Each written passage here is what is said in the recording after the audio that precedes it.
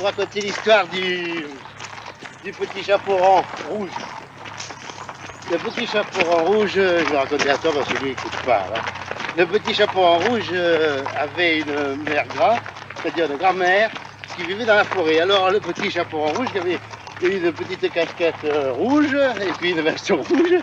Le petit chaperon rouge, il dit tiens, je vais aller fêter la fête à ma mémé, je vais y porter un pot de beurre avec une grande galette de confiture. Et il part. Et alors, il arrive... Non, avant il rencontre le loup, un loup, un wolf. Et alors, le loup, il dit, ah tiens, où vas-tu, petit chaperon rouge? Alors, il dit, je vais chez ma mémé. Qu'est-ce que tu as dans ton panier? Il dit, regarde, qu'est-ce que tu as dans ton panier? Il fait voir. Alors, il dit, j'ai une galette. Et un pot de confiture. Alors, c'est intéressant.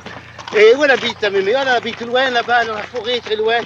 Alors, le loup, je me dis, les deux, il court vite, il va à la mémé. Alors, je ne me rappelle plus bien, il tape, j'en passe les incidents.